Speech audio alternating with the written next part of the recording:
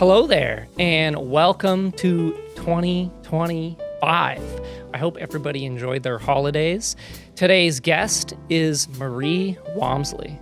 She was born and raised on Cape Breton Island in a coastal coal mining town in the 1940s and 50s. She later moved to Hamilton, Ontario, where she worked as a phone operator for Bell Canada, raised a family of 5, and later worked and retired as a 911 dispatcher. She is a loving grandmother of 9 grandchildren and 1 great-grandchild, myself being one of them. Yes, today's guest is in fact my Nana. I'm very excited about this one. She likes drinking beer, margaritas. She's a super hockey fan, including the Toronto Maple Leafs, of course. And she is a card shark on the poker tables. I think twice about sitting down beside her in a casino. Before we get to today's episode, we have our custom cocktail. Take it away, Henry. Thanks, Drew. Today we have the Nanarita. Fill a shaker with ice. Add 2 ounces of tequila, a half ounce of triple sec, a half ounce of raspberry liquor, 1 ounce of fresh lime juice, and 2 dashes of Angostura bitters. Shake well. Rim your glass with salt and pour your mixture over ice. Garnish with the lime wheel. The Nanarita is a delightful twist on the classic margarita, blending bold tequila with a touch of sweetness, just like Nana. And now here is the bold but sweet matriarch herself, Marie Walmsley. Hey you, you're listening to Just Drew, Just Drew, Just Drew. The Bulwark. Who is David Packman? Oh, he's my favorite. Is he? Oh, yeah. Yeah. Favorite podcaster. He's got probably over 1 million viewers. I didn't know you listened to podcasts. Oh, yeah, all the time. Oh, and now you're on one. Yeah, now I'm on one. Now you're on one. Oh, that's so cool. We were talking about forest fires before. You were saying there's fires in California. Yeah. But you don't remember it being that bad when you were young. I don't ever remember hearing any news at all about a forest fire. Ever. Yeah, ever growing up. Never, no. And now it's a very big thing. Well, the one in California has tripled in size today. So they're really, really fighting hard to contain it, yeah. Yeah. Was this on the news? Yeah, it was on the news this morning. It was on TV. It was on CNN. Okay. Yeah. Did you ever have forest fires in Cape Breton? I don't know if we had forests in Cape Breton. That's what I was wondering. Is there a lot of trees there? Yeah, it's quite foresty. Okay. Yeah, but we never, if we did, we never heard about them. Yeah. And I would imagine that there weren't too many. There might have been maybe a small contained one here and there, but yeah. Okay. I've never been to your hometown. Really? Have you been to Cape Breton, Brandon? No? I haven't. Because you were born there, right? Yeah, born. What? Can I ask what year you were born? 1939. They started a war over me. Oh, so you were right at the start of World War II. Pretty close. Pretty close. Yeah. Do you remember it at all? The start of the war? Do you remember the war? I remember that there was rations on certain foods. Okay. You could only, and certain clothing. You could only have like 1 pair of nylon stockings every so many months. You could only have 1 pound of butter per week. And my dad's brother, Frankie, who was a bit of a strange bird, he was living with us as a boarder with my dad and my mom, and I think that there was maybe 7 of us, 7 children at that time. And he was sitting at the table having supper, and my mother put a little plate of butter on the table, and he reached over and he took a huge swatch of butter. Oh, no. And this was during the rations. Oh, yeah, and I was around 5 then. That was 1944. I was around 5. And I looked at him and I said, Uncle Frankie, the butter is rationed. You can only have a little piece. And he picked up a butcher knife off the table and he slammed it down on the table And he said, "You be quiet. I'll have as much butter as I want." And the knife was going. Blah, blah, blah, blah, blah. And this was your uncle? This was my dad's brother, younger brother. Because he lived with your family. Yeah, he was the youngest of 5. Okay. There were 4 boys and 1 girl. And when my dad got home from work and my mother told him what had happened, my dad went straight up to his room, said, "Pack your suitcase, you're out of here." Oh boy, and just kicked him out. Kicked him out, gave him the boot that day. And where did he go? Well, we think he just went out west. He wandered around. He did odd jobs and everything, but he was severely epileptic. He took seizures like a half a dozen times a day. Oh no. Yeah, so he had some mental health issues. We don't know whatever happened to him. We never found out when he died or anything like that. Yeah. Dad, Yeah, he's got the sink. are you running the water? What's he doing? Cleaning. Oh, clean. Cleaning. I just hear the sink going.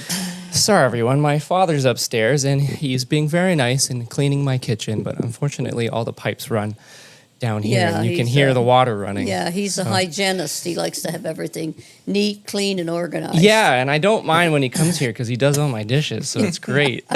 He does mine too. Does he? Yeah. Well, you're kind of like that too. You used to come and do the rounds, and you would do everyone's laundry, and you would clean and take care of the Mm. Yeah. grandkids, and Yeah. Oh, yeah.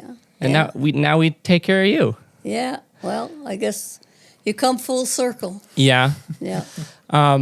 Okay, we were talking about Cape Breton, and I don't know if you want to bring a map up, Brandon, but it's below Newfoundland, right? Or is it next to it? It's next to it. It's next to it. Yeah.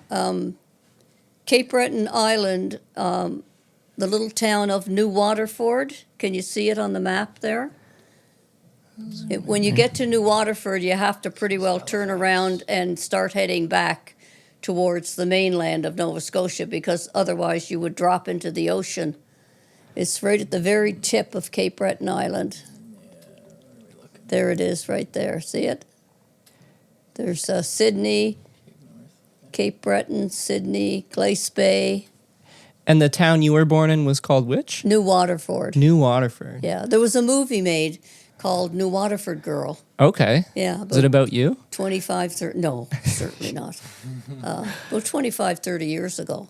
And your dad, where was he born? Why there? Why did he raise you there? Why were you born there? Well, because a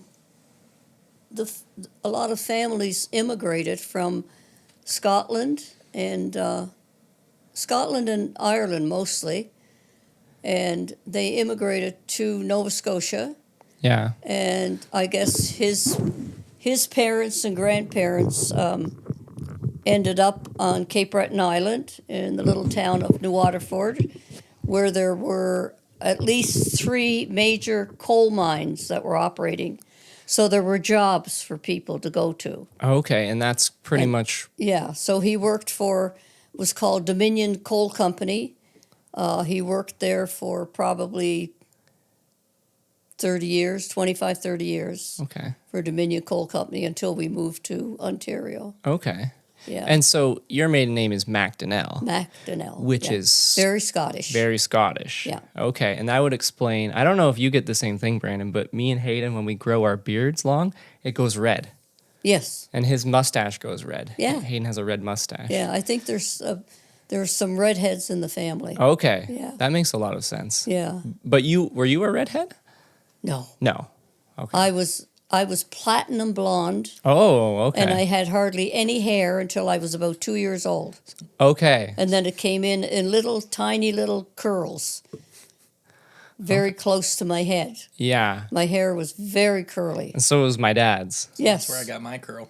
Yeah, you're curly. I think Eric's pretty curly.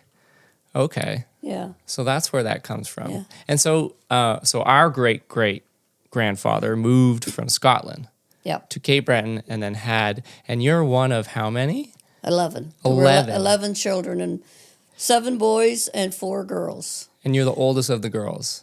Yeah, I was Yeah. the firstborn granddaughter and the first daughter in the family. Okay. So And in from 1 to 11, where do you sit?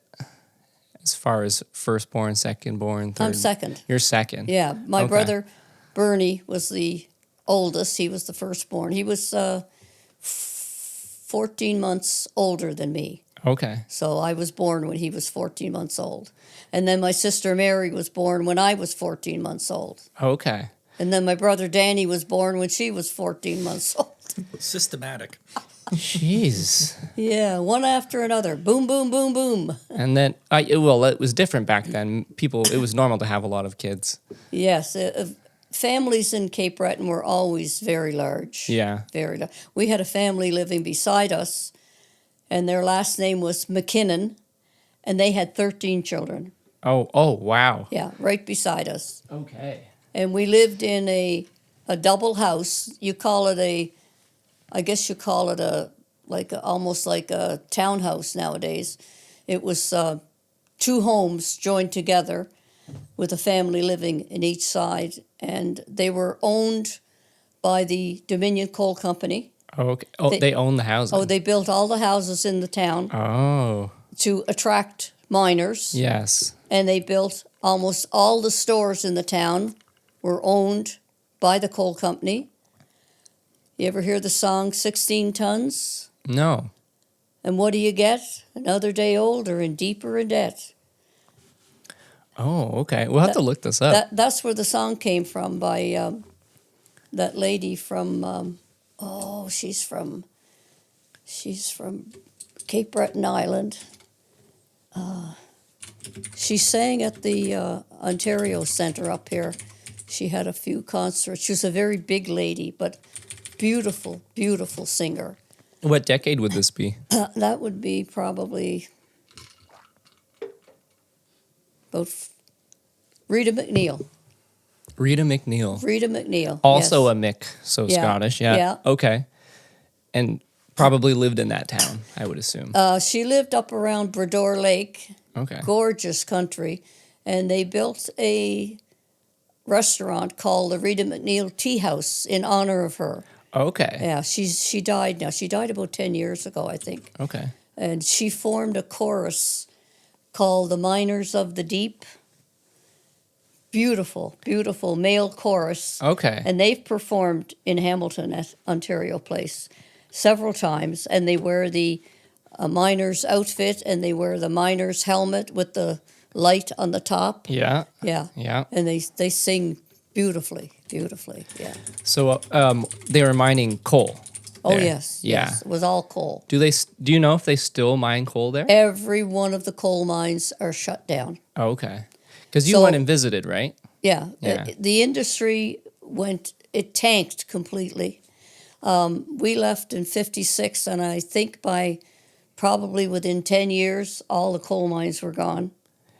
So the entire island had to find some way to boost the economy and to give young people jobs, because now they had no future. And that's the reason my mother moved us to Ontario, because she said, none of my boys are ever going to go down and work in a coal mine. None of them. Because there were too many accidents and deaths from falling coal and falling rock underground. And they used to have to go out a couple of miles under the ground and out under the ocean to mine the coal. Oh my gosh, it was underneath the. Oh, yeah. the It sea. was out under the ocean. Yeah, miles. Oh, jeez. Yeah. So my dad never worked underground. He worked on what they call, he was a surface worker, Okay. and he drove a big company truck, and he transported all the dynamite and the blasting powder from what we call the powder house. He transported it around to the different coal mines Okay. when he was working for them. Yeah. Okay. Well, I guess coal was probably phasing out, and Yes. more Oh, yeah. oil and things Oh, like yeah. that, So- electricity. So they had to go to, Cape Breton Island especially had to go to tourism. Okay. So they started building up the tourist industry there, and it made quite a success out of it. Well, and I would assume there's also a fishing industry there. There is some. Yeah, It's not huge. Nova Scotia is more the fishing. Nova Scotia is the mainland. Yeah. Cape Breton is like separate. It was a separate island completely.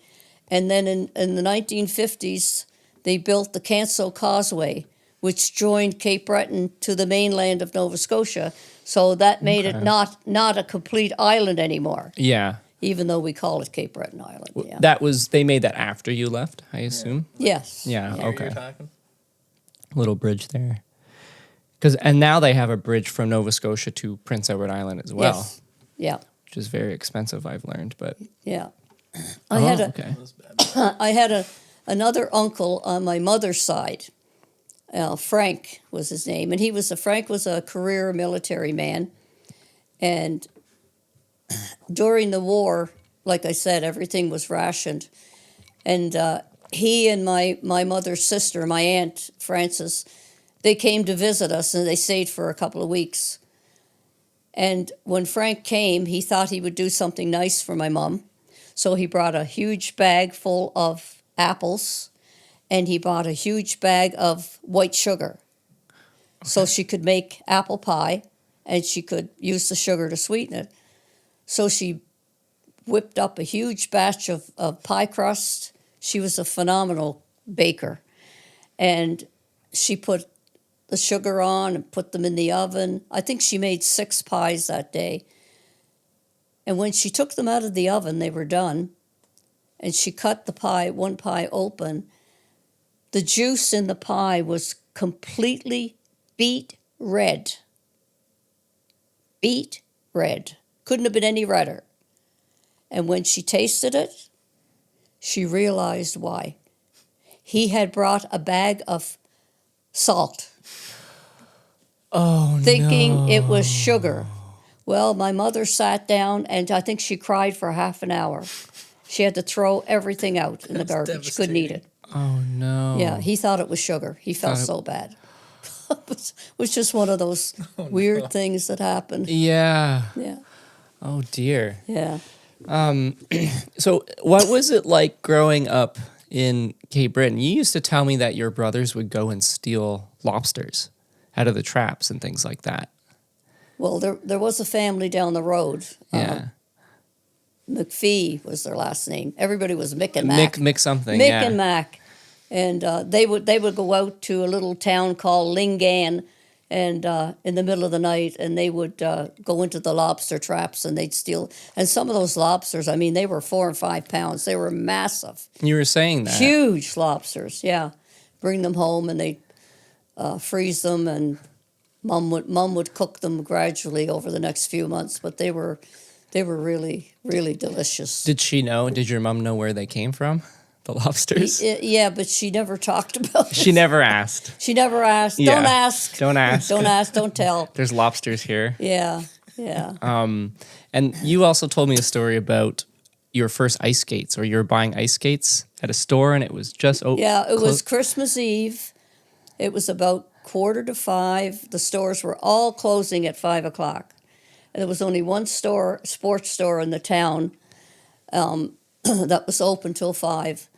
And my Uncle Duncan, he was my dad's oldest brother. He was the oldest of the family. Not the one that stole the butter. A different, No. different one. No. Okay. No. Uncle Duncan lived with us from the day his mother died. He came to our house and he asked if he could come and live with us. And my dad said yes, of course. So he lived with us for the rest of his life till he was 85 when he died. Oh, wow. So he even moved to Ontario with us as well in Wow. 1956. And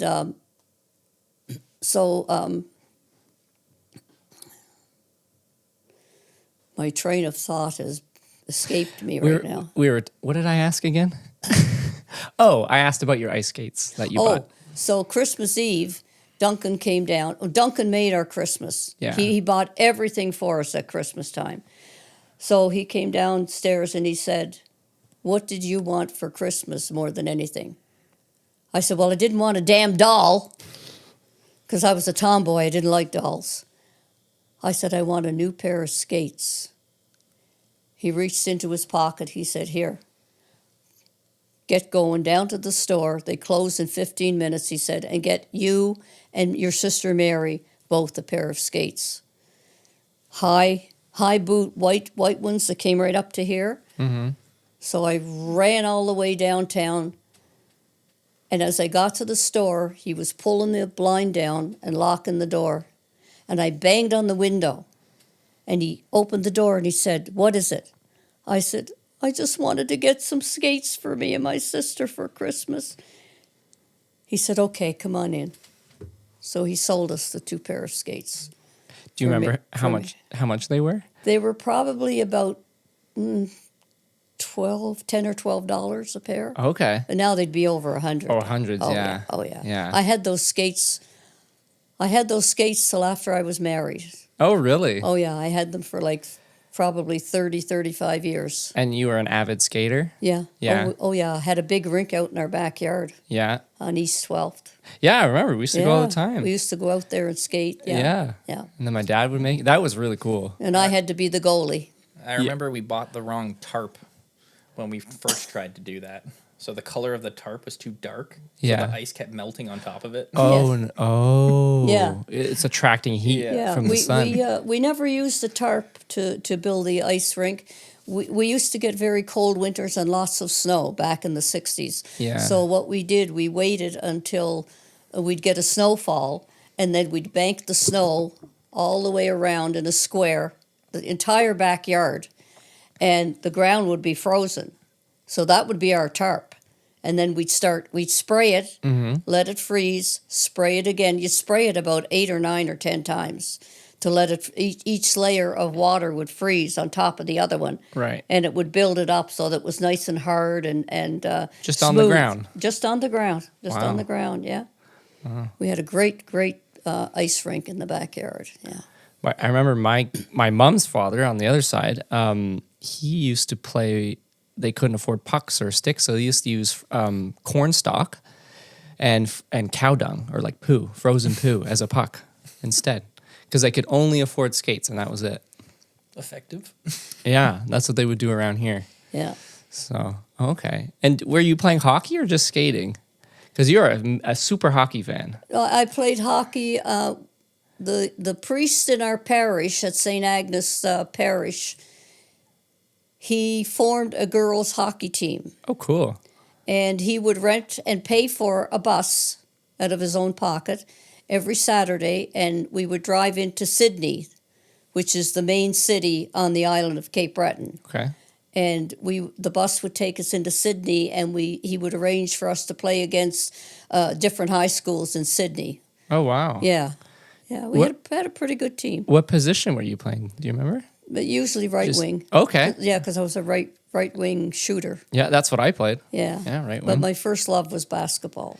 Yes. I hung around the gym from the time I was about 6 or 7.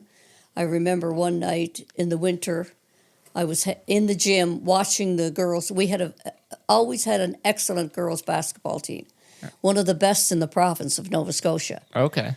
And I was in the gym after school watching the girls. I always watched them play. And all of a sudden, I felt a tap on my shoulder. It was my mother. It was dark outside. It was about 8 o'clock, and she didn't know where I was. You're just hanging around the And gym? she came looking for me. She probably knew to go there. Oh, yeah, she knew to go there, yeah. So, yeah. But she was terrified that something had happened to me. Yeah. And then eventually you played. And eventually, in grade 8, I got on the team. I made the team. And the whole year, I sat on the bench Oh, no. because the rest of the team were grade 10 and 11, You had to earn your stripes. and I had to earn my way onto the floor. And then in grade 11, I made captain of the team. Oh, wow. And we played for the provincial title that year. That was our graduation year because we didn't have a grade 12 in the Catholic schools. Okay. We only had to grade 11, and then if you wanted to go to grade 12, you had to go to the Protestant school. So we were playing, I think it was a team from Liverpool, Nova Scotia, for the provincial title for the whole province of Nova Scotia. And all the nuns There was all nuns that were teaching in the school because it was a Catholic school. And it was Sisters of Charity. They had about as much charity as my little finger, but neither here nor there. But they would all come to that final game because they loved to see us win. Yeah. So they were sitting all around the gym. There was about 15 or 20 nuns, and they were all praying on their rosaries. And they had the black outfits down to their feet. They're all praying for a win. Oh, yeah. Yeah. Yeah. They were money very bet. competitive. And in the last minute or two of the game, we were down by 1 point. 1 point. And I got the ball, and you were only allowed to, the girls' team was only allowed to dribble twice. Then you had to pass it. You were saying that. Yeah, we couldn't dribble any more than 2 dribbles and pass. 2 dribbles and pass. So I had the ball. I dribbled twice, and I'm looking for somebody to pass it to. I'm in the enemy's end of the court, and one of them screamed, "Just shoot it." So I just closed my eyes, and I let her go. And it went in. Oh. And out of the corner of my eye, all I could see was about 20 black outfitted nuns jumping off the chair. The rosary beads were flying. Their habits came right up to their kneecaps, and they had the black nylon stockings on. It was hilarious. And you won. And we won. We won by 1 point. Oh, my God. We won the trophy that year. Oh, Yeah. wow. That was quite a win. And That was my last year at St. Agnes. And I heard after we left, I was 16 then or 17, and we left that summer in August to come to Ontario. And that year, the school burnt to the ground. There was a fire started, and it burnt. Oh, my gosh. And everything was lost, all the records and everything. Oh, my gosh. Yeah. And that was your high school? That was my high school, yeah. Okay, but you were done by then. I was done, yeah. I was finished, yeah. Oh, well, that's sad. What was I going to say? Okay. And then how old were you when you moved? 17, 17, so shortly after that. yeah, yeah. And how did you get to Ontario? I remember it was quite a ride, you were saying. My mother's family, most of her brother, her one brother, and her sisters, and even her parents, my grandparents, they had all moved to Hamilton a couple of years before. She was the only one that was left in Cape Breton Okay. with my dad and 11 children. And there's no way, like I said, they were going to let any of the boys work in the coal In the mine. coal mines, yeah. So she decided it was time to make a move. Okay. So we left in August, and my dad hired we had 2 taxi cabs in the whole town, and he hired one of them to drive us to Ontario. Probably cost maybe $200 or so, I don't know. Pretty cheap, because gas was next to nothing then. And we pulled over at night on the side of the road because my dad didn't want to spend the money to rent a motel. There was 6 of us in the car. So I'm stuck in the middle in the front seat. The driver's here, my dad's here. They take off their shoes and put their feet up on the dash. Oh, God. I'm in the middle of their smelly feet. I don't think I slept a wink all night. Oh, no. And I had 2 or 3 of my brothers in the back seat. Yeah, that was quite a ride. And my dad and the driver were sharing a bottle of whiskey all the way up. Yeah. Different back then. Oh, Yeah. it was not frowned upon. It was Yeah, it wasn't illegal. no, it wasn't a big deal at all. And Oh, my gosh. so then when we arrived in Hamilton, I got a job at Loblaws Okay. at right where Walmart is now. That's where the Loblaws store was. It was the only thing there in the plaza at Upper James and Fennel. Yep. And I got a job there, and I was there probably the best part of a year. And I had this boss. His name was Michael Hill, and he was about 5'3", I guess, but he was an absolute mean monster of a boss. Very mean. Always riding your back. So I thought, I have to look for another job and get away from this guy. So my sister Mary had gotten hired at Bell Telephone. So I went to the Bell and I got hired. And then they brought us all into a room during our training, introduced us to our new boss. Well, guess who the new boss was? Oh, no. Mr. Hill's wife, Barbara Hill, who turned out to be more of a monster than he was. Oh, really? Oh, she was one mean sucker, I'll tell you. Yep. And I was sitting on the board after I was trained. I was sitting on a big, long board. It was about maybe 200 or 300 yards long, huge board, where all the operators sat, because we were long-distance operators. And I remember I was 19, and I just gotten engaged to Papa, your grandfather. And I'm sitting there, and I'm trying to call home to my mom to tell her something, and the line was busy for half an hour. And I thought, geez, I wonder if she left the phone off the hook. So you could pull a little key back, and you could dial the number and go in on the line, and you could listen, and if you only heard a dial tone, then you knew it was off the hook. Okay. So I pulled the key back, and I dialed the number, and the first thing I heard was my mother saying, "And don't let Marie know about the shower on Saturday." I went, Oh, no. and the hardest thing I ever had to do was pretend that I didn't know about the shower. It was a surprise shower. A surprise shower Yeah, for your surprise engagement, shower. was No it? longer, Yeah. no longer a surprise now. Yeah. That was funny. Oh, Learn all dear. the Oh, family yeah, that was secrets from funny. there. Yeah. And all of you, with the entire family, moved to Hamilton and all lived in one place? We all lived with my grandmother and grandfather Okay. on East 33rd Street in a little house with 3 bedrooms on the second floor. Don't ask me where we all slept. I have no idea. Everywhere. But there were 13 of us there Oh, my gosh. with my grandparents as well. Yeah. Yeah, so, and I think Bernie was working at Harvester, I think, International Harvester. Yeah, I think that's where he was working. Do you know why your parents picked Hamilton and not another place? Because of my mother's family being there. Being there already. Oh, I see. Her mom and dad were already in Hamilton on the mountain. Okay. Yeah. Okay. And all her 1, 2, 3, her 4 sisters were there and her brother. Okay. Yeah. Do you know why they moved to Hamilton?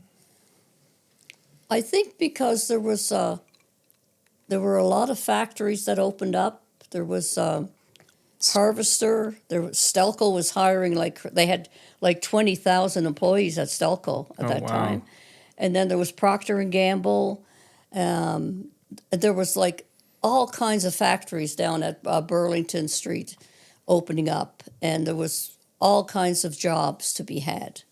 Like you could step off the bus or the plane, you'd have a job the next morning. Oh, my gosh. So the opportunities were very good Yeah. for the family, yeah. And how did you meet Papa? Because he is actually American, right? He was born in Detroit. He was born in Flint, Michigan, Flint, Michigan. after his father and mother immigrated from England. Okay. He was the youngest of 6. Okay. And my sister Mary was going on a date with this guy who was your grandfather's best friend. Okay. So she arranged for me to go with him as a blind date. Blind date. So I met him my mother met my father on a blind date. So my mother said, "Oh my God, be careful. That's how I met your father. And look what happened to me." Yeah. So he pulled up and he had a car. Besides, my sister's date didn't have a car. And we were going to Toronto to I think it was stock car races at the exhibition grounds.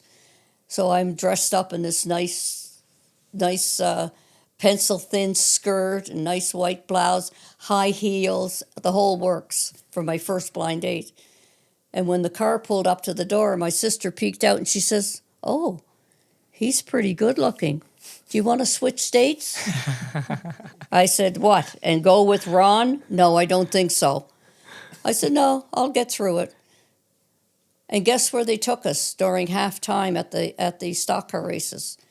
down to the pits to get close to where the cars were. I see. And I had these big high heels on and this skirt. Nightmare. But we got through it. Yeah. Yeah. And then within a few weeks of us going together, he called me up and said, "We can't go out anymore together. We can't date anymore." I said, "Why? What happened?" Well, my dad said, Grandpa Walmsley said, "You're a Catholic and I'm not." It was actually nothing.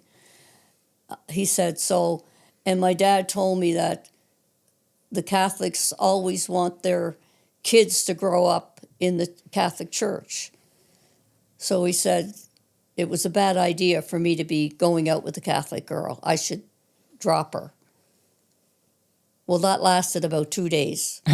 He called me back Yeah. and said, Screw that. "Screw that, I'm coming to pick you up." So, Oh, nice. and we got engaged in a cemetery. Really? He proposed in a cemetery? Yes. Very romantic. The cemetery was Fennel Avenue, right where Mohawk College is. Fennel and West 5th. Okay. Right where Mohawk College. It was just past the Mohawk College Okay. on Fennel. And it was a cemetery. I wonder And if he that's pulled where into he. the cemetery. I said, "Where are you going?" "We're in a cemetery." I wonder said, if "Well, that's I- where he procured the ring. So he said, "Well, I pulled in here because I want to give you something." Oh, God. How long were you seeing each other before he did that? We met in May. Yeah. We got engaged in July. Oh my We gosh. got married in November. Oh my. So met him, dated, engaged, married 6 months. 6 months. Wow. Was that For 53 years. wow. Yeah. Wow. Was that normal back then? That seems very fast. It was fast. Yeah. Yeah. Ext- No, usually couples, I guess, would go date for a year, to at least 2 years, a year. Yeah. But yeah. I have food upstairs older than that in the pantry. Yeah, check my freezer. Wow. Okay. And then you got married, and then you just moved in and bought a house? No, we rented the upstairs of a home on High Cliff Avenue, right off Inverness in Okay. Upper Wellington. Okay. Yeah. And we rented a second floor, and the couple that lived down below that owned the house were a middle-aged couple. Their last name was Thibodeau. They were very nice people. And Brenda was born while we were living there. And Brenda was, I think she was 3 months old when your grandfather came home one day from being out for a little bit, and he said, "I bought a house." I said, "What? You bought a house without me?" Yeah, he bought a house without me even seeing it. Just bought it. I said, "What if I don't like it?" Well, he said, "It's too late now. I put a down payment on it." Oh my gosh. And this was the house. This was the house we lived in for the next 53 years Wow. on East 12th. Yeah. Did Lot you of like memories. what's that? A ton of memories there. Yeah, no kidding. Did you like the house? No.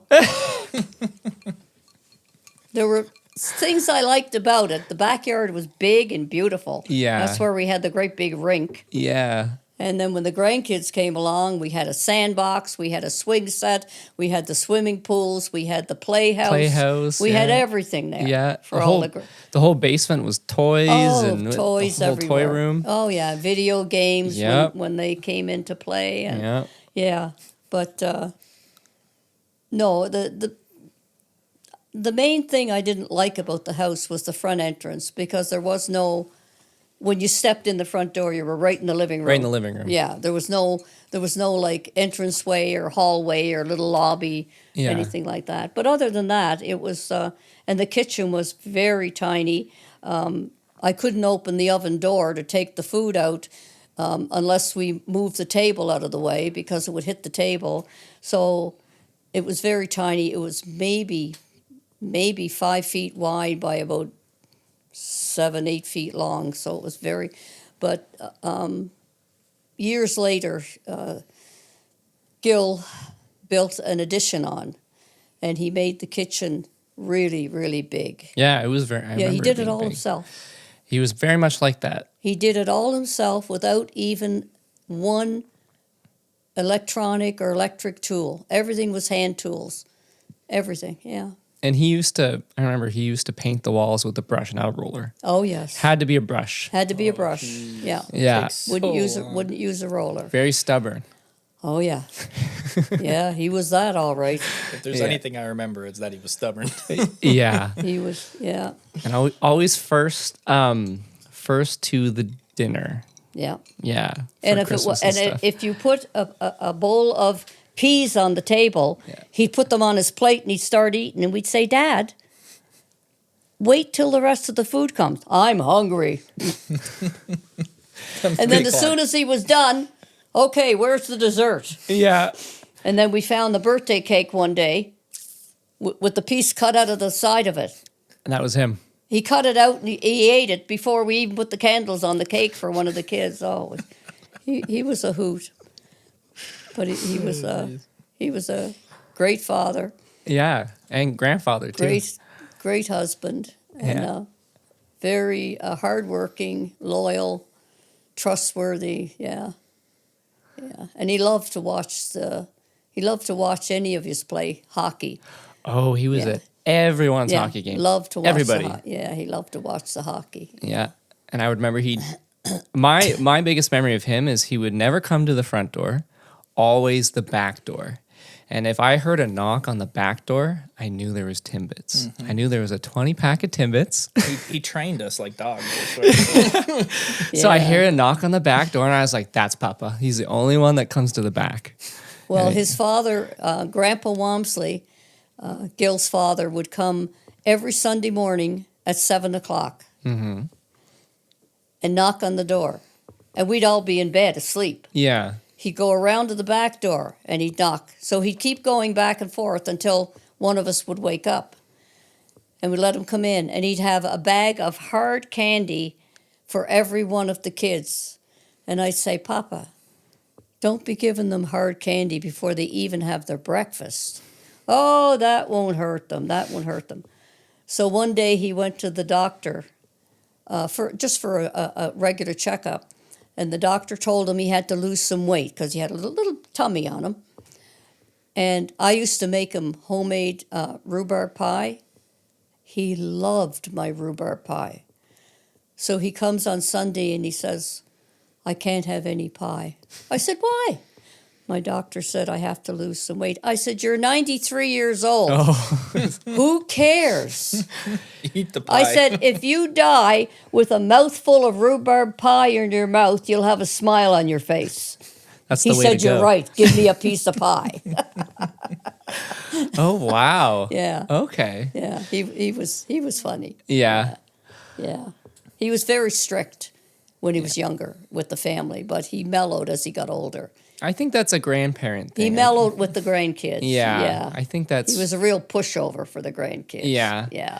Well, I mean, you were very motherly and Nana like to the grandkids, but were you like that? What were you like with your kids? Were you strict? Were you Busy. Busy? No, I wasn't strict. No. Neither one of us were strict. No. No. Not very like hard parents or anything like that. Because they were all good kids. Mm-hmm. Never gave us a day's grief in our life. No, they were all good kids. Yeah, they had a few of their little battles growing up, but nothing that couldn't be solved in a very short time. You know. No. Yeah. And so you bought this house. You moved. You only had Brenda at the time, Yes, Brenda was 3 months old. and you would have been on because you were working at Bell. Were you off? Was mat leave a thing? Well, back as then? soon as Dr. Thompson told me I was pregnant, he advised me to quit working because there was a risk of me miscarrying. Oh, okay. I forgot about that. And so I went home and I told Gil, and he said, "That's it. You're done. You quit. You quit today." Yeah. So I did. Okay. And for the next 20 years, I stayed home and raised the 5 children. Yeah. Yeah. And then you became A 911 dispatcher. Well, I was a taxi dispatcher before that. Okay. I worked for Yellow Cab for about a year and a half, and then I went to Blue Line when they opened up their place, and I worked there for almost close to a year, and then in 1980 is when I got hired at the police department. Yeah, Hamilton Police Department, and I originally was a matron down in the jail cell area of the Hamilton Police Central Station, and I would have to frisk the women as they were brought in, and I was escorting one of them down to the cell one day. Thank God there was a big tall policeman behind me, because she decided she wasn't going in the cell, and I was right behind her, and she put both hands on the wall. I'm not going in there. And she was tough. And the cop behind me stepped up right away and Yes, you are. got her under control, because she was big. She was way bigger than me. And then from there, they wanted me to go in. When they heard that I was, the personnel manager heard that I was trained by the Bell. He was a big fan of Bell-trained employees. He thought they made the best dispatcher, so he wanted me to go in and go on the switchboard, which was part of the radio room. So they put me in the switchboard. That lasted one day. And he came in at the end of the shift and he said, "Okay, you're done here. You're going into the radio room." And Sergeant Nelson was my training officer, and I sat with him for maybe 2 or 3 days. Then they cut me loose, and I was on my own. Dispatching. Yeah. Oh, wow. And was obviously not as extensive training as there is now. No. So you just hung out with him for a couple of days, Yeah. and then they're like, okay, good Yeah. luck. Your staff sergeant in the radio room did the training with you. Yeah. And all he did was basically plug in beside you and listen to how you were handling the public and how you were handling the calls. Mm-hmm. And once he decided you were good, that was it. Because that's got to be a tough job. It's all the calls you're getting are very traumatic. People are in trouble. And They got very stressful in the last 10 years. Okay. There were a lot of murders, domestic assaults, fires where a child died in a fire.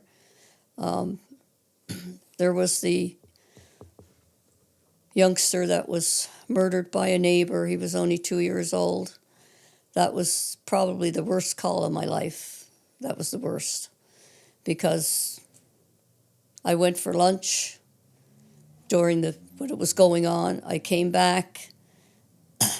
I looked in the sergeant's office and I said, "How's the little guy doing?" And he had the phone to his ear and he put the phone down and he said, I just lost it then. Oh, no. I had to go out of the room for a bit. And you had a lot of experience then, too. Oh, yeah. Yeah. And then you go back on the phone and you're taking a call about a barking dog or a parking complaint, Mm-hmm. Like everything was so... Yeah. How did that work? So you would get the call and you would have to obviously talk to these people who are either panicking or in distress.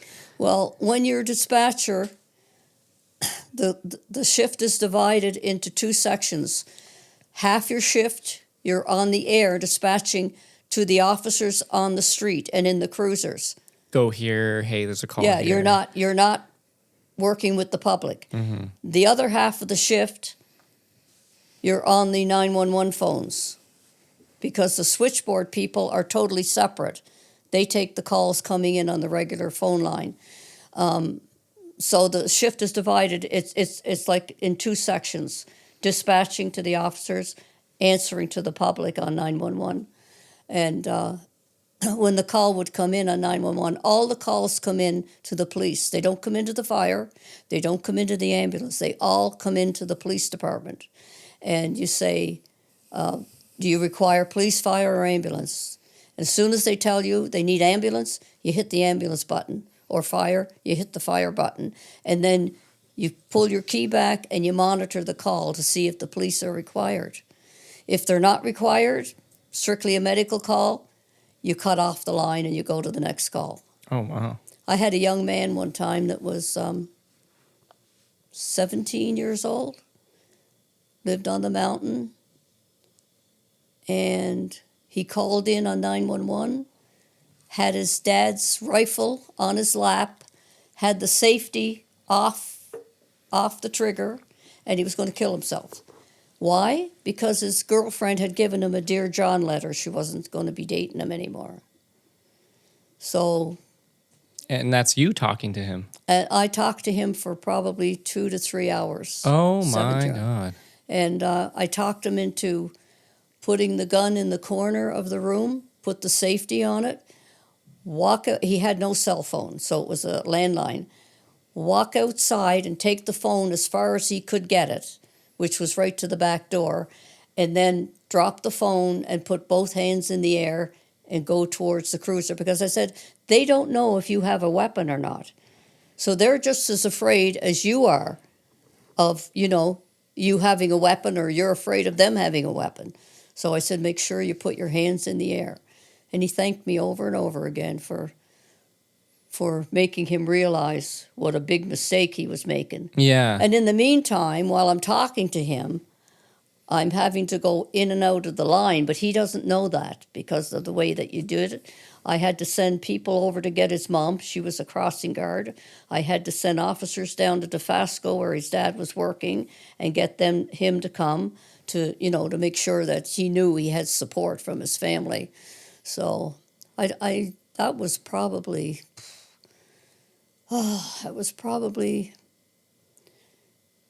I would say it was around in the 1990s, maybe 1997, 98. And I often wonder what happened with them afterwards. Yeah, I guess they don't ever tell you, do they? They don't follow up? No, we didn't have a follow-up. Mm-hmm. Yeah. And I guess my dad would he have been a paramedic by then? While you were dispatching? Your dad's been a paramedic, what, about 30 years. 30, Maybe 30 a bit some, more. 33, 34. Probably just starting. Yeah. Starting. Yeah, he would have been. Oh, wow. Yeah. Okay. Yeah. The very last call on my very last shift when I retired, I was 72 when I retired. It was a call about drugs, drug smuggling, drugs being sold and whatever. And it was in the East End. And when plainclothes officers were there were just young guys too. And out came these two druggie guys that were selling drugs in the area. And the two plainclothes, I guess they got into a bit of a ruckus, and the two druggies took off. They took off down the train tracks. There was train tracks behind the building. And one of the officers, I think he either fell or one of the suspects knocked him down and pulled the big rifle out from underneath, pulled the trigger, and it misfired. Oh. Otherwise, he was dead. Yeah. Because his partner was chasing the other guy. Yeah. I tried to think of the name of the young guy that was selling the drugs, because I heard that a few years later he was shot and killed, probably doing a drug deal. Mm-hmm. But I couldn't think of his name. But he was a small time criminal. So mm-hmm. Yeah, and the officer that was the scariest call I ever dispatched, that one, because the last thing you ever want to happen is to have one of your people get shot, killed, badly wounded, mm-hmm. when you're the dispatcher, because they depend on you to keep them safe. Yeah, information and things like that. And they told, and we'd have a debriefing afterwards, like we'd all go into a room and they would discuss the call and how it was handled and if it was handled the right way. So you know all these police officers directly, personally? Almost. Yeah, it's not just over the phone. No. Okay. So I went in to the debriefing, and I don't know which officer it was, and he said, just the sound of your voice, he said, on the dispatch, he said, kept us calm. Oh, wow. Because your voice was calm. Yeah. You have to stay very composed. I said, well, you have no idea what I was was going not. on in my stomach because it was doing the flips. Yeah. Yeah, that was my last call. Well, I remember when I went to Mohawk for policing, a lot of the teachers knew you. And they would call you Nana. 'Cause Nana, oh, they yeah. saw my last name and they said, "Oh, are you related to Nana?" And they wouldn't say Marie, they said Nana. And I go, "Yes." I said, Nana, "My yes. Nana was a 911 dispatcher." Like, "Yep, we know your Nana." 3 or 4 teachers knew who you were because Yeah. they're all. A lot of them were active on duty and would come and Yeah. teach. Yeah, they'd come in and teach some of the classes. Yeah, because I'd be walking through Walmart and I'd hear, Nana, how Yeah. you doing? I turn around and be one of the, wheelers or somebody else that I knew. And there was a guy he was about 6'8" and he weighed about 250 pounds and they called him Tiny. He was huge and he'd always flag me down whenever he'd see me. Yeah, but it was a great job. I loved every minute of it. Did you? As stressful as it was. There were times it was stressful, like with the little toddler, but most of the time I didn't feel the stress. I didn't feel it the way there were younger people came in there that had graduated from police communications at Mohawk, and they didn't last very long. Some of them lasted a few months, and they would move to other departments in the police department because they wouldn't, fire them, but they said they couldn't handle the stress. Why do you think that is? Yeah, it takes a I certain think kind it of was person. I think a lot of it was a lack of life experience. See, I was 41, and I had raised 5 kids when I went in there and started dispatching. So I think I had learned how to handle stress with the kids, because when Kathy was 2 months old, she had whooping cough and she almost died. Oh my gosh. Oh yeah, your mother. We almost didn't have our co-host here. She had the whooping cough bad. unfortunate that and would have she been. was too young to be vaccinated, so she had no protection against the whooping cough, and it was really bad. And I think just life's experience over the years helps to keep you from feeling all that stress all the time. So the younger you are, the less life experience you have, the less maturity you have, The more no impressionable. matter how much book learning you have, Yeah, so, yeah, Good career then. it was a great career. Yeah. Yeah. There's still some of the young people they were young people when I worked there.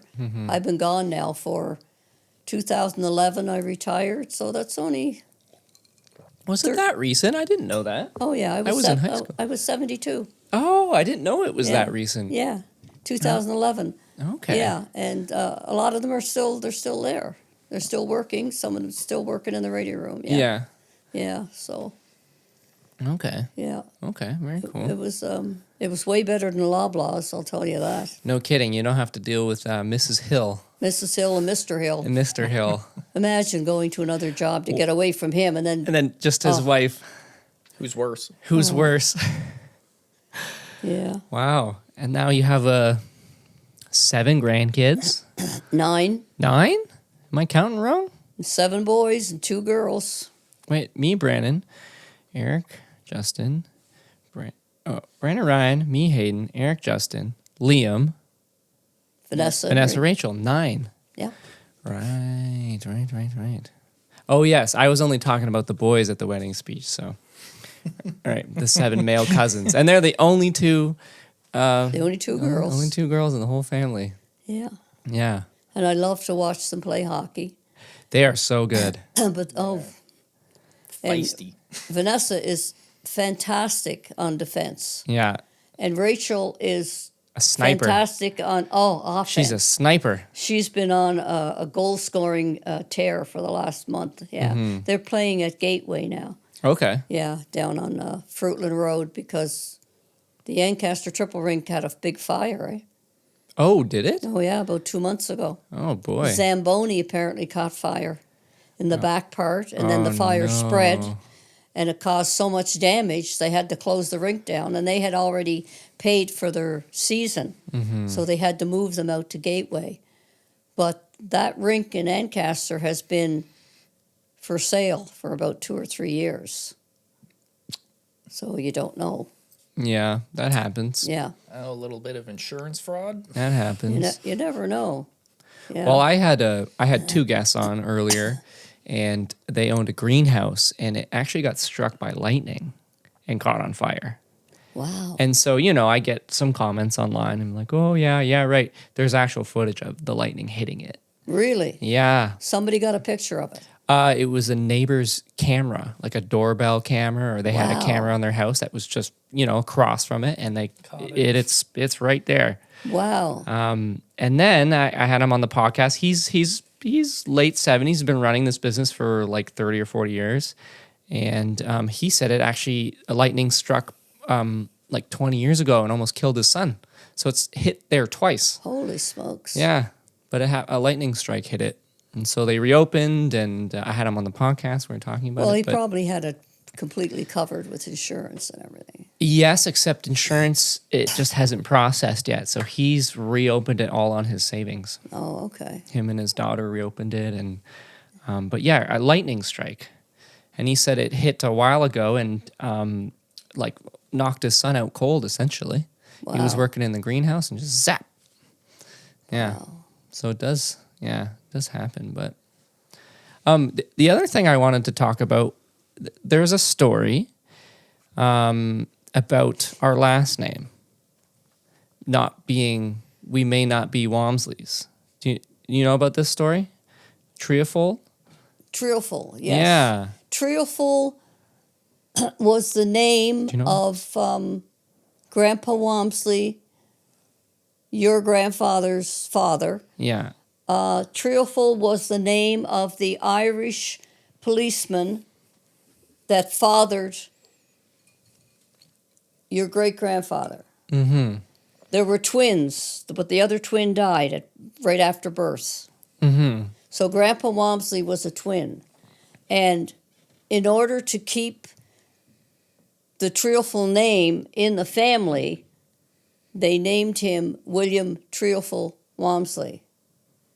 Okay, because the mother's last name was Walmsley, but the father's name was Treofold. So, Do you want to take the headphones off? Are they bothering you? Yeah, you can take them off. Yeah, that's fine. Yeah, it squishes the glasses.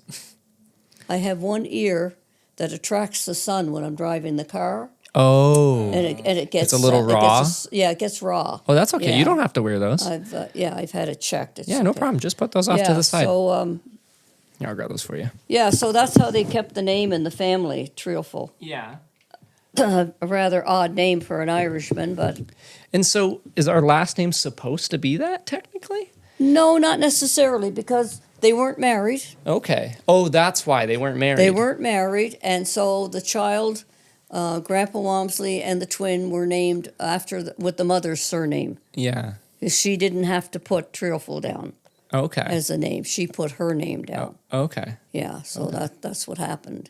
And Grandpa Walmsley was a cop for a while when he came to Canada. Yes, I knew this. He didn't come with Gil's mother. Okay. He came by himself. She was married to an abusive husband in England and had 2 children, which Gil didn't know about. Your grandfather didn't know about them until he was about 45 years old. So he has some long lost siblings. Yeah. And both of the children died of I think it was bubonic plague. They were only young, I think 4 and 6 or something like that. They both died. Yeah. It was still a thing? Because of the plague is a really old disease. It from was medieval either times. bubonic or a black plague. It was some type of a Okay. plague, and it was around. Well, let's see now. She's been dead. Oh God, it's got to be. Or maybe it would was... It would be in the 1800s sometime. Oh, okay. Late 1800s. Because I know there was the Spanish flu in 1919. The Black Death. I don't know what it was called, but Okay, all right. anyway, that's what happened to them. And then, so she left the abusive husband. Yeah. She came to Canada. And Gil's father got a job as a policeman in Woodstock. And for some reason, he was assigned to be sort of a bodyguard for her. I don't know if the husband followed her and was threatening or what, Okay. but Grandpa Walmsley was assigned to look after, make sure she was safe.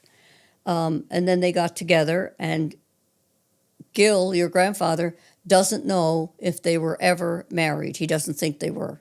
Oh, wow. But they had 6 children. Okay. Yeah. Okay. Yeah, and she was only 73 when she died. She had a heart attack. Yeah, This would have been my yeah. great grandmother. Okay, on that side. Yeah, that would be on your grandfather, on your father's side. Yeah, your father's side. Yeah, Yeah. yeah. Okay, interesting. Yeah, it was some really bad disease that was sweeping the country then. It could have even been the flu. I don't know. Yeah. You know, And the medical system was very different and they back had then. nothing. and- They had no vaccines or anything like that. yeah. Yeah. Okay, very cool. So Smallpox Smallpox, maybe, yeah. or Spanish flu, but that's older. That's what I was thinking. The Spanish flu was 19. Like, it was just after World War I was the Spanish flu. And it so killed. I was 21 when I had Brenda, Yeah. and I was 27 when I had number 5, Barbie. Okay, yeah. So there's like, Small gap there. yeah, the biggest gap is between Sandy and Glenn. There's almost 3 years. Okay. Yeah, it's like 2 and a bit. 2.5 Yeah. or something like that. Sandy's May the 1st, and Glenn is May the 13th. Right? Yeah. So almost 3 years. Do you still have family in Cape Breton? I have a cousin, a first cousin, Jean. Her dad and my dad were brothers. Okay. And I might have a few cousins up in place called Judic. Judic? Judic. A lot of Scotch people up there. I have a few cousins there. Okay. And Who was it that fell down the stairs and injured himself really bad? who fell down the stairs? Yeah, who was it that did that? He fell down the stairs and like tore his quads off. It wasn't that a family member? I don't know about this. No, I don't recall that. Oh Lord, what was the name? I don't remember that one, but if you can think of a first name or something. And the other thing I want to ask was, your father, wasn't he being drafted to play Yes. professional baseball? My father was a fantastic baseball player. He was also a fantastic golfer. Okay. But he was in his probably mid-20s, and he pitched back-to-back games, baseball games, 9 innings, and then another 9 innings, no hit baseball. He was the pitcher, no hit. Nobody could get a hit off him. And they used to send scouts from Boston, would come down to, don't ask me why, Cape Breton, and they would scout out some of the players there in the baseball, because they had some very good players. This would have been for the Red Sox. Boston Red Sox. Yeah. They drafted him to come to training camp. Came the day of training camp, and he wouldn't go. Small town boy, didn't want to leave his family, terrified to go to a big city, so he just kiboshed the whole deal. Otherwise, you wouldn't be talking to me here. Yeah. He would have been probably a famous baseball player. Oh, absolutely. Yeah, pitcher too, Yeah. nonetheless. Yeah, Oh, wow. yeah. Maybe that's where your pitching skills come from, Brandon. Entirely Because you and possible. Ryan used to play, it was like AAA, right? Pitching? Yeah, we played You used to AAA pitch. until we were like 15 or so. Yeah, rotator cuffs, Yeah. right? Yeah. I don't know how people make it a long pitching career because, They have some very good hockey teams down there, too. oh, yeah. In Sydney and Glace Bay. Yeah, they have good hockey teams. Yeah. Really Well, good. and like most of the iconic players, obviously besides Gretzky, he's from around here, but like Sidney Crosby and things like that, they're all East Coast. East Coasters. He's Nova Scotia, I think. Yeah, Crosby. So, and have you always been into hockey? Because you are like a super hockey fan. Since I was about 5 years old. Okay, so always. We had a big wooden radio. It was about 3.5, 4 feet tall. Yeah. And it had the big piece of it looked like screening on the front of it. Yeah. And the big buttons on it. And every Saturday night, Foster Hewitt, hockey night in Canada. We'd be down on the floor, Bernie and I, not Mary. Bernie and I. No TVs then? No, So just no. listening We to had the no radio. TV till I was 17. Oh, wow. And we'd have our ear up to that radio, and that was the one night we were allowed to stay up late and listen to the hockey game. Oh, wow. Yeah, and there were only 6 teams. Yeah. 6 teams, yeah.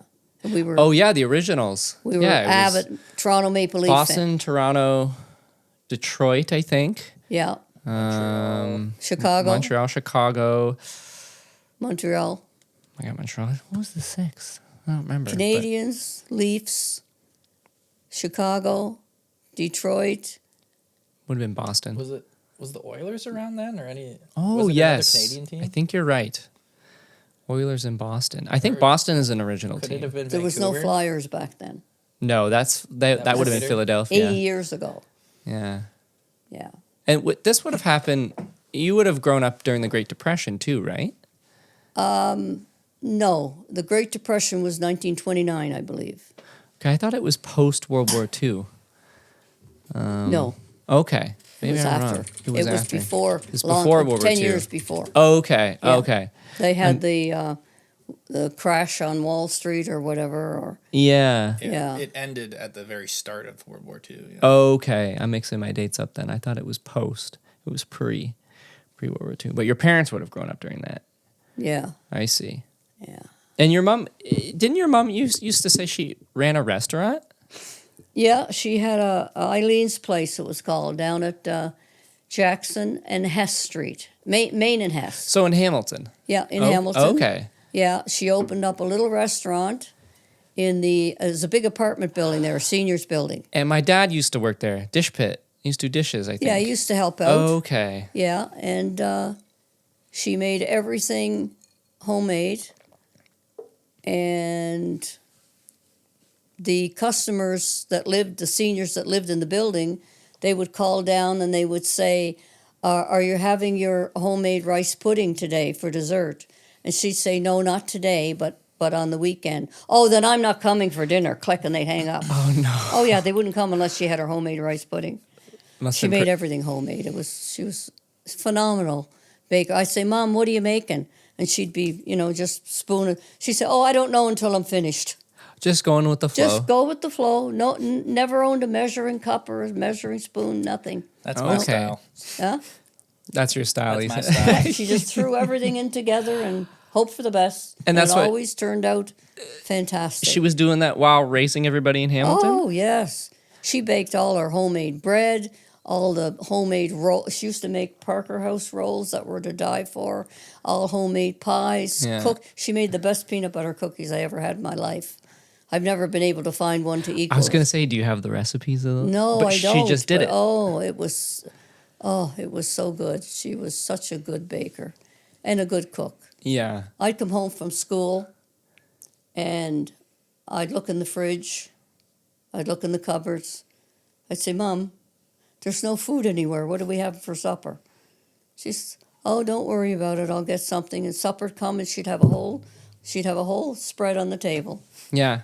Mashed potatoes and meat and gravy and yeah. Very resourceful. Yeah, and Yeah. I remember she used to love to cut up a big pumpkin in pumpkin season, and she'd cut it and dice it all up, and then she'd cook it on the stove in a great big pot, this big.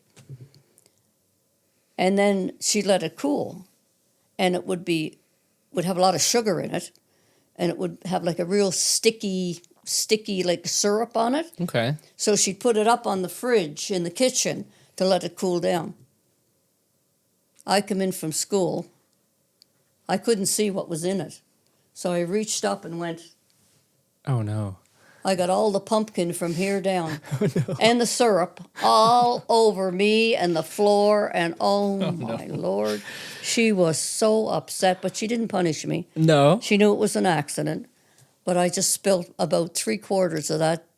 And it was one of those big, big pots that are a bluish color, and they got all the white spots on them. I know what you're talking about. Like they yeah. make some of the, like enamel. I have one It was upstairs. a big enamel pot. Yeah. Yeah. It was huge. Roasting pans. Yeah. Maybe not that big, yeah. but- And I pulled the whole thing down on top of myself.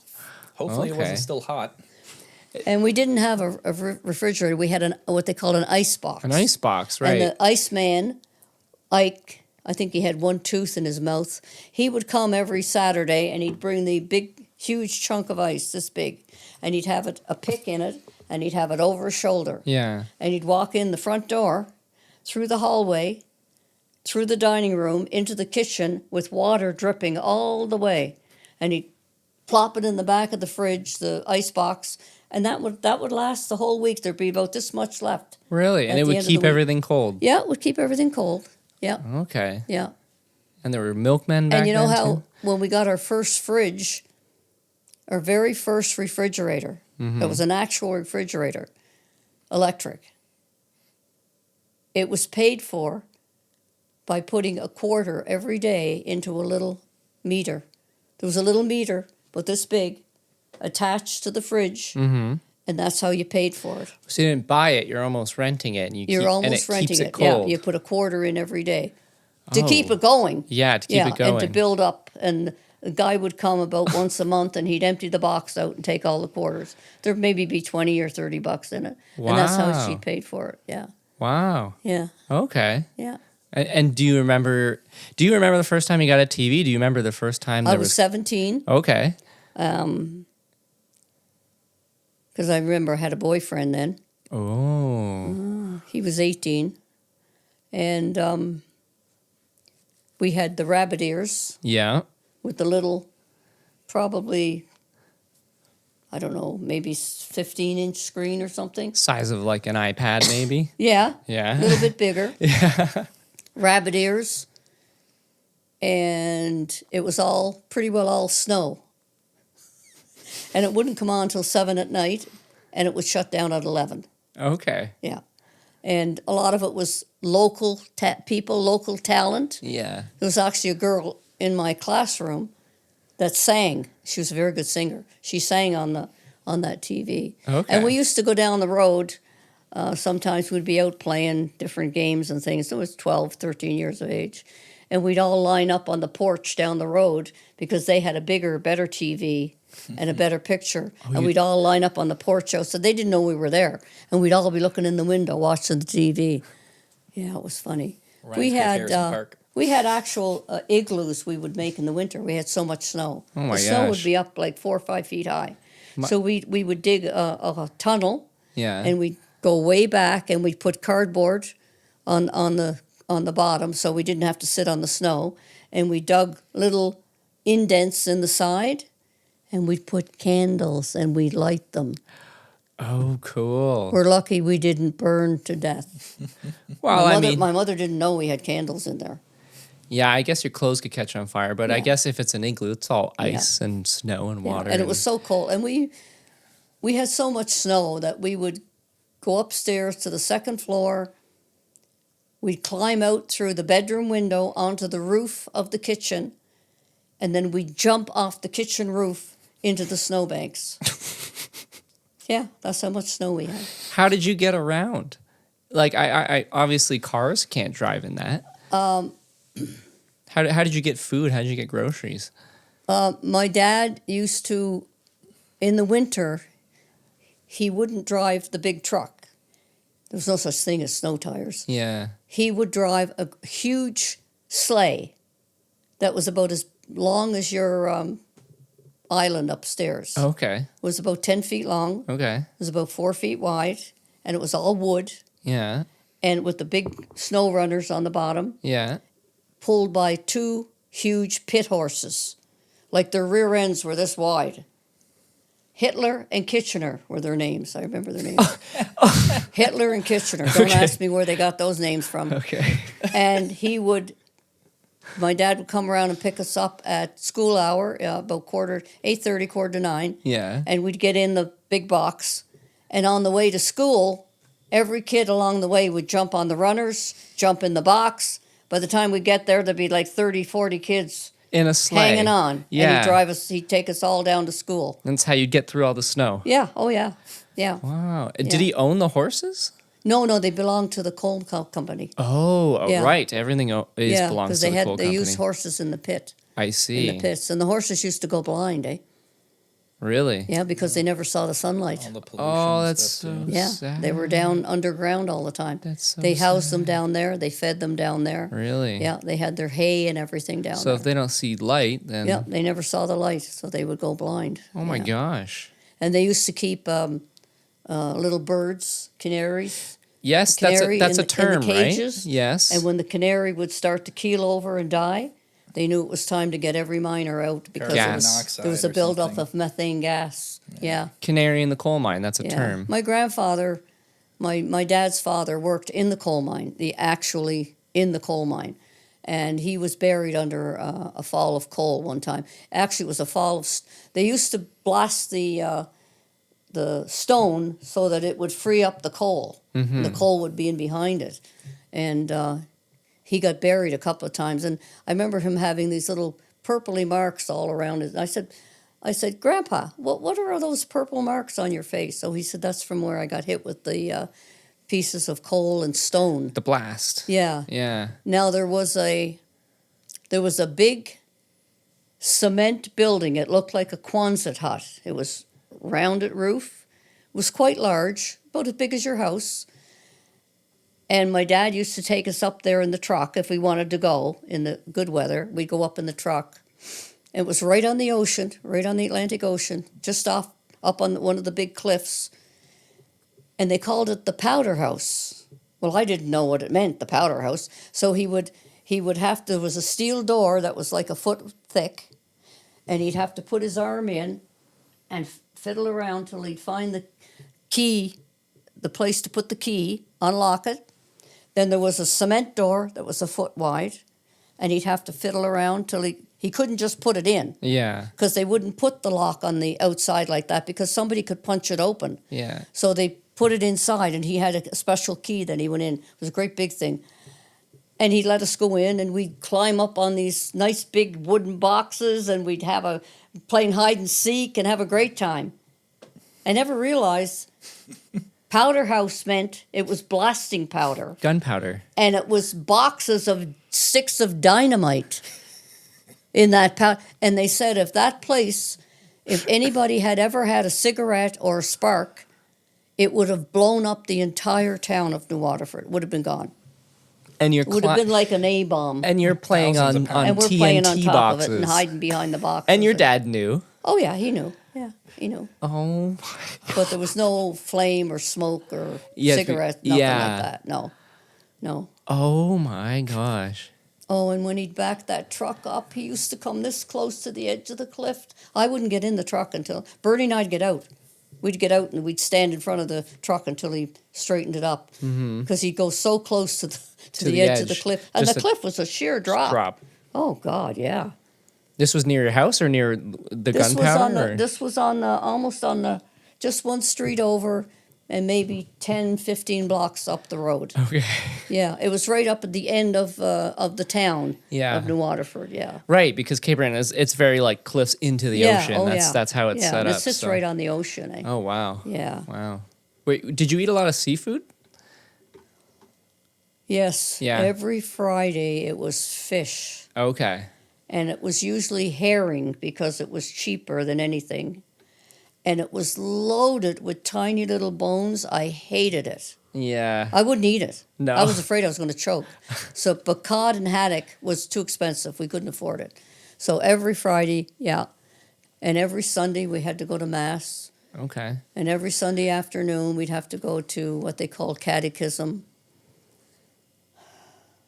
Oh, yes. The religion was ground into you. Mm-hmm. Yeah. Yeah. Well, it was pretty normal, predominant back then, I think. Yeah, So. I wanted to ask you about that.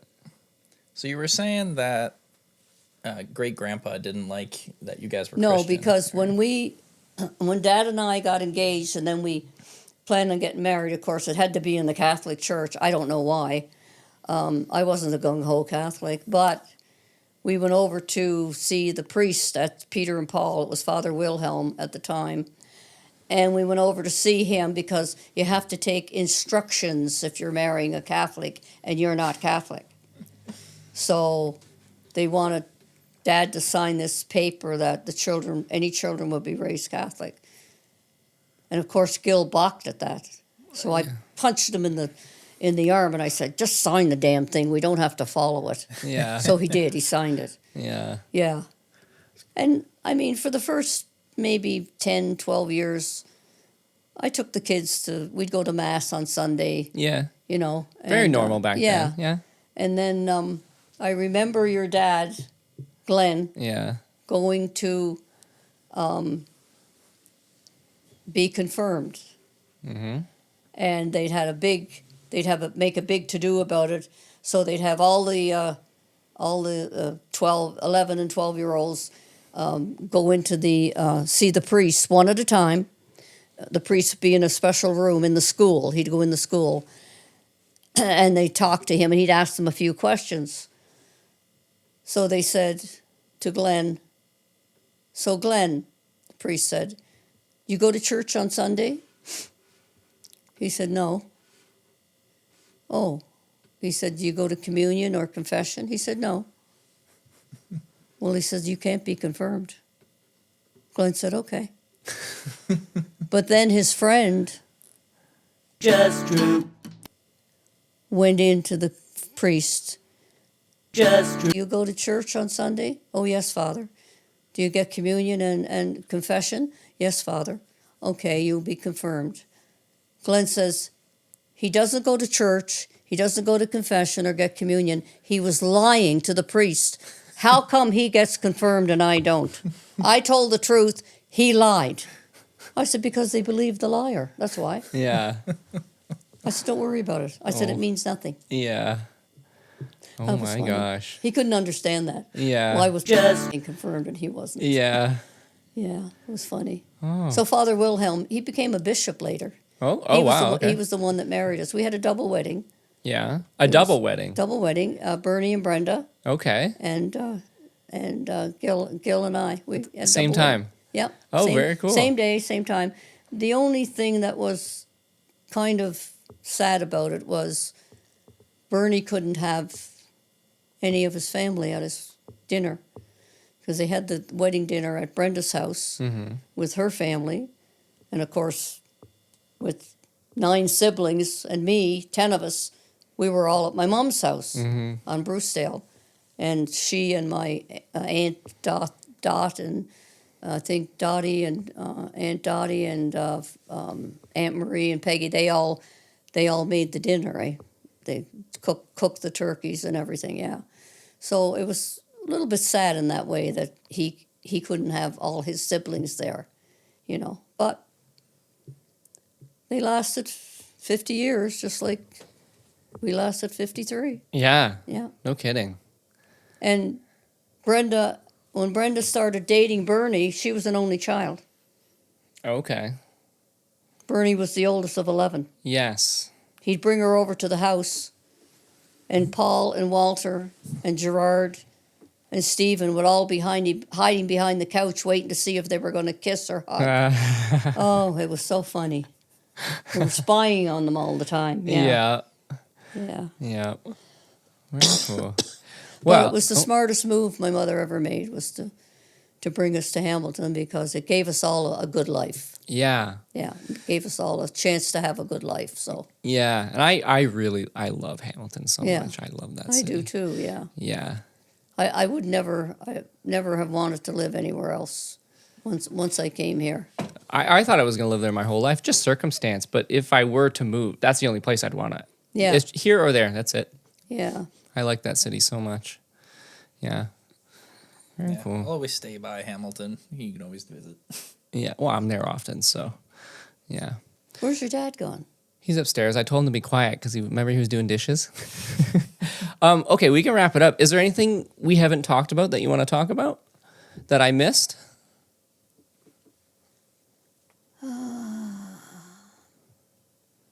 No, I don't. Sandy told me to make sure I didn't forget about the trip coming up and the taxi I don't think she even knew about my job at the Bell and Loblaws. Oh, there was one more thing I wanted to ask.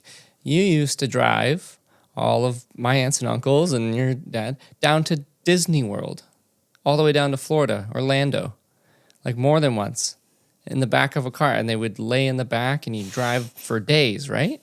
We had a big station wagon. Yeah, and you would drive from Hamilton to with Orlando. 5 kids and me, 6 of us, in the back part of the station wagon. Yeah. And I'd have to entertain all 5 of the kids all the way down. No air conditioning. No seatbelts. It'd be in July or August. Yeah. No seat belts, no air conditioning. 3-day and trip. hotter than hell going down.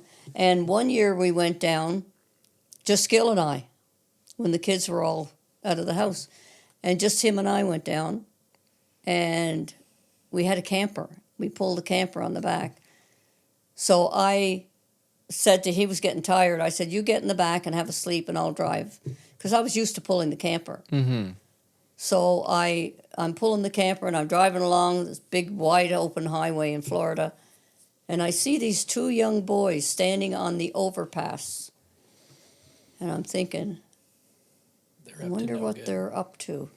And all of a sudden, I see the can, end over end, a full can of pop, not even opened. They threw it down.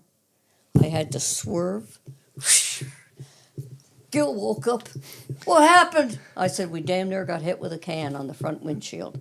I said, those 2 little buggers back there. I said, they dropped a can. I said, just as we were going under the overpass. But I said, I swerved far enough that we escaped it. And I could see it crashing and spewing foam everywhere right behind us as we went by. Yeah. That reminds me of one other thing. We were going to Harrison Park. Yes. We would load up the camper the last day of school, okay? And I would be driving with the 5 kids. And Gil would be standing in the doorway smiling because he'd be staying home till the weekend. He had rotated the tires on the camper. And somebody went by just then, a friend of his, and he was talking to him. And then we got the camper all set up and hooked up and everything, and we drive. So we're driving along Fennel Avenue, and we get as far as, you know where the new St. Joseph's Healthcare is there? Fennel and West 5th. We get that far. Doesn't the back tire on the camper come off Oh, no. and go sailing down the road? Oh, no. I have 5 kids in the car with me. I struggled. I got the car in. It was the mental health place then. Yes. Yeah. Yeah. I struggled to get it in. I got it in off the road, got it into the grounds. and I left all 5 of them sitting on the top of the camper. I said, I'm going to dash home. I unhooked it from the car. I said, I'll dash home and get Dad. So I unhooked the camper and everything, and I got it sitting on the ground, and they're all sitting there waving goodbye as I'm leaving. And when I came back about half an hour later, they said, Mom, what took you so long? They said, every crazy person coming out here was asking us if we needed any help. And we were getting really scared. Oh, no. I said, no, you're okay. Yeah. So he got the wheel back on. He had to take it out to Ancaster and get the wheel repaired. I think it went flat. Okay. He had to get it repaired. Okay. Yeah, and by the time we got up there, we were supposed to be there about 6 o'clock. We didn't get there till midnight. And everybody was worried, sick, that we'd had an accident. I said, well, we did in a way, but not a car accident, just a tire came off. So Yeah. we were okay. Just left 5 kids at a Yeah, mental hospital. yeah. Parked on the grounds of the mental hospital. How young were they? They were, I think Barbie was about 7. Okay. That's And pretty that young. would make Brenda about 12 or 13. Yeah. I said to Brenda, you're in charge. You look after them till I yeah, get back. you're the boss. Yeah. Oh, wow. But I didn't want to leave the camper there by itself. Yeah. So I thought I'd leave the kids with it. Yeah. Wow. Very cool. Thanks for sharing all your stories, Nana. I think this probably is. have a lot more. But, I know you have a lot but more. my voice is, I had a stone removed Yeah. a month ago, and they put that tube down your throat. Mm-hmm. And ever since then, my voice has been kind of hoarse, Yeah. kind of raspy, Yeah. and I don't know if it probably irritated my larynx. Yeah. And that's why I'm hoping it will go back to normal, but I don't know if it will or not. It may not. Well, your voice sounds fine. Yeah, sounds So, good. Yeah. Yeah. We'll have to do a part 2 in a couple of months. Yeah, maybe we'll do a part 2, and you can reflect on all the stories you I'll have missed. to think about a whole batch of new stories. Yeah, yeah. Well, your memory is very good. The fact that The way you remembered names and stuff from 60 years ago makes no sense to me. yeah, I remember a call from 25 years ago. I remember the woman's name, the guy's name. I remember how it started, and I remember how it ended. It ended with him killing his wife and himself. this is when you're dispatching. Yep. Well, I feel like things like that would very much stick in your head. He chased the babysitter and the 2 little kids out of the house. And when the babysitter left, she called 911 right away. She was only 17. Yeah, And she said, I don't know what's going on. But she said he just burst into the house and he's got a gun. And he was dragging his wife by the hair up the stairs into the boy. bedroom, and he killed her and he killed his wife. Oh boy. Killed himself, yeah. Yeah. But the kids were 3 and 7, I think. Yeah. Oh boy. Didn't hurt them. They were Yeah. going through a separation, eh? I And see. he was Couldn't handle it. Some people just snap. what nationality? He wasn't Italian. He was close to something like that. Very hot-headed. Greek Just Drew. was the last name. The recall. Your recall is Her phenomenal. first name was Karen. Yeah. She worked Very at the sad. same Just Drew.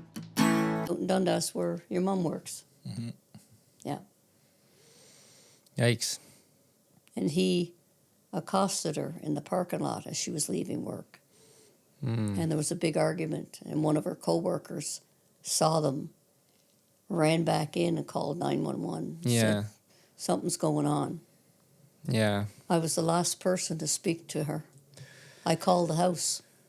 I got the phone number from the co-worker.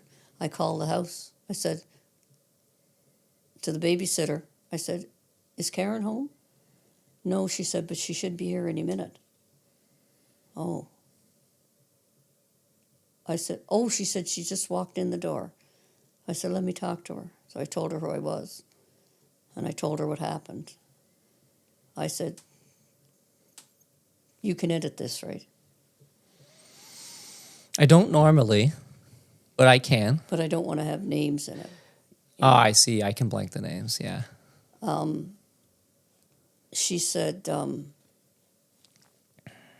I think, she said he wouldn't hurt me. Because the 3-year-old was his child. The 7-year-old was his stepchild. I see. I see. And she said, no. She said, I'm fine. I said, I want to send 2 officers down, I said, to take a report, just so there's a paper trail. No. And there was no law that said she had to say yes. If she said no, that was it. We couldn't force it. But I kept saying to her, but just to get a report done. Like, we're not gonna do anything or arrest them or anything. No, I'm fine. Yeah, she was fine for about an hour till he showed up at the door. And the next morning I went into work, and one of the sergeants was there from the homicide, and he came down and he asked if I could come up to the homicide department and sit down and talk with him. And he said, we listened to the tape. We know you did your best to try and send somebody down. Do you think you should have maybe just said, well, I'm sending somebody anyway? I said, no. I said, can you imagine what would have happened? I said, if Those he kids bursts would have in been the door house. and there's 2 young cops sitting at the table, what do you think would have happened to them? I said, they wouldn't have been prepared for a guy with a long gun. I said, he would have blown both of them away. And probably He the looked at me, children. he says, I think you're right. He said, okay, we're good. That was it. Never heard another word. And when things that traumatic happen, do you get time off after? No. No, you're just right back to work. Oh, no. You might, the sergeant say, come on in, I'll make you a coffee. And that's We it. sit for 20 minutes, have a coffee, and right back to work again. Yeah, and mental health and things like that wasn't really a thing back then. So no. No. Okay, get to work. Yeah. Yeah. Jeez. And Yeah. you'd have to Yeah, process he was that. Greek. He had a Greek last name, too. Yeah, okay. I She will was blank only, those names I think out. she was about 28, 29. She Wow. wasn't very old. Yeah. It was very tragic. Yeah. Well, the fact, given your age and your recall, I'm very impressed by it. Yeah, your memory is very I'm sharp. glad I impressed you. Yes, yes. Because I feel like I don't even have memory No, like I that, just and don't I'm want 30. anybody looking at the podcast that might see me No, that's okay. I'll go in and I'll put it. blank. That's the only time I named a name there. Yeah, So I'll blank the names that's at out. the very end. Yeah. Okay. Okay, well, thanks so much for coming on, Nana. Oh, you're very welcome. Yeah, that was fun. And you can come back Yeah, I enjoyed it. It was anytime. nice. Yeah. Good. I think My kids are all looking forward to listening to it and watching it. I think a lot of people are. The previous episodes I was talking about you coming on, so I think people are anticipating it. Okay. Yeah, it'll be good. Okay, well, thank you, everybody. Thanks, Nana. Bye-bye.